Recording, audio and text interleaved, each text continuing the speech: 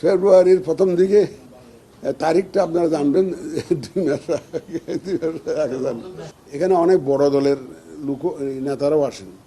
আমি তাদেরকে হাত জোর করে বলি, আমি বলি দেখেন আগেও তো 3টা নির্বাচন হয়েছে, তারা জিতে কি নিজেরা স্যাটিসফাইড ছিল? আমি এমপি হয়েছি, সন্তুষ্টি তাদের মধ্যে কি ছিল? সুতরাং যেন তেন মার্কা একটা নির্বাচন করে আপনারা জিতার চেষ্টা করবেন না। বড় দলগুলোকে বলি, for gods sec help me, আমি একটা সুন্দর ক্রেডিবল একটা ট্রান্সপারেন্ট ইলেকশন দিতে চাই এবং আপনাদের সহযোগিতা স্যার এটা পারবো না। আপনারা মেজর প্লেয়ার, মাহমুদুর রহমান সাহেব একটা সুন্দর কথা লিখছে ওনার, এটা আমি এটা খুব পছন্দ হয়েছে যে প্লেয়াররা যদি সবাই ফাউল করার নিয়তে মাঠে নামে যে আমরা ফাউলই করব, এখন রেফারির পক্ষে সেই ম্যাচ পণ্ড হওয়া থেকে রক্ষা করা সম্ভব না। লাল কার্ড কজনকে দেখাবেন আপনি?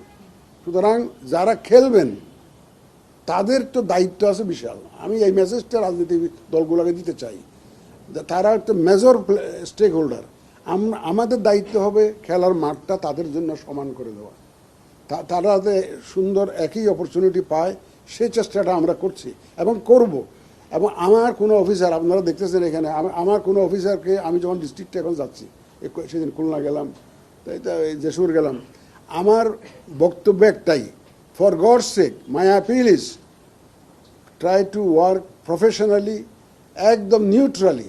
কোনো দলের পক্ষে কারো চেহারা দেখে আপনারা দয়া করে কাজ করবেন না, একদম নিউট্রালি কাজ করবেন। It is my appeal. আগে চাপ থাকতো কোনো দলের পক্ষে কাজ করার জন্য, এখন চাপ থাকবে সম্পূর্ণ প্রফেশনালি নিউট্রালি কাজ করার জন্য। এছাড়া কোনো যদি কেউ বেআইনি চাপ যদি আপনাদেরকে দেখে, প্লিজ আমাদের লেট আস নো।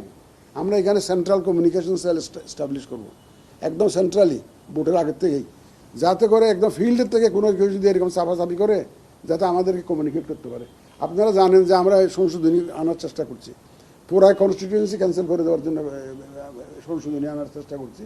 আর যদি আরপিওতে আনতে পারি, যদি গ্যাঞ্জাম করে যে কোনো একটা কনস্টিটিউয়েন্সিতে পুরো কনস্টিটিউয়েন্সির রেজাল্ট আমরা উজ্জ্বল করে দেবো, ক্যান্সেল করে দেবো, সেই ক্ষমতা আমরা নিয়ে আসতেছি এই যে আরপিওতে। সুতরাং আমাদের তরফ থেকে যত রকমের সম্ভব প্রস্তুতি to ensure A free fair and credible election, সেগুলো আমরা নিব। আর চ্যালেঞ্জের মধ্যে যে ওই যে একটা বললাম আস্থার সৃষ্টি, মানুষকে যে আস্থায় নিয়ে আসা, ভোটারদের যে আস্থার সৃষ্টি, একটা বড় চ্যালেঞ্জ হয়ে গেছে।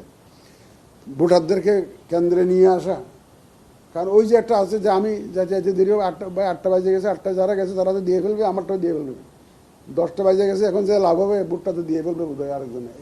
এই জিনিস হবে না এবার। তো মানুষকে আস্থার জায়গায় দিতে হবে যে আপনারা এবার বিশ্বাস রাখুন যে এটা সুন্দর। মাননীয় প্রধান উপদেষ্টা বলেছেন যে উৎসবমুখ পরিবেশে ঈদের দিনের মতো উনি একটা ইলেকশন দেখতে চান। আমরা সেইটা সামনে রেখেই আমরা কাজ করছি।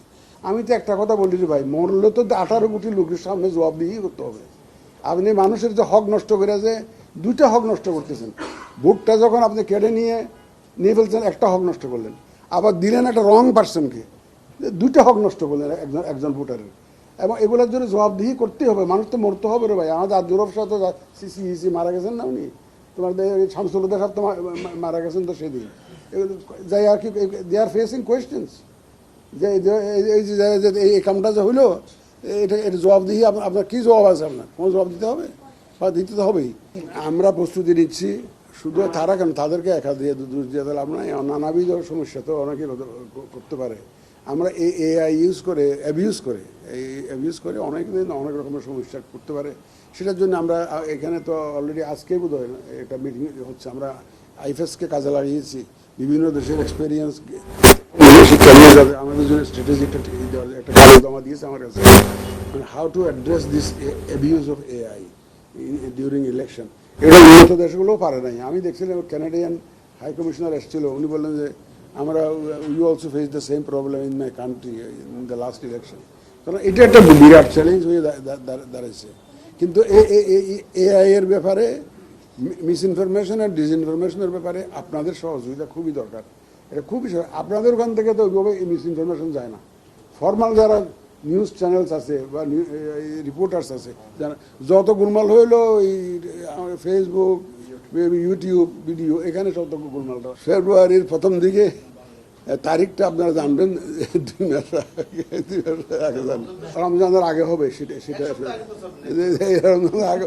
আর এত আর পেছাই না, আর পেছাই না।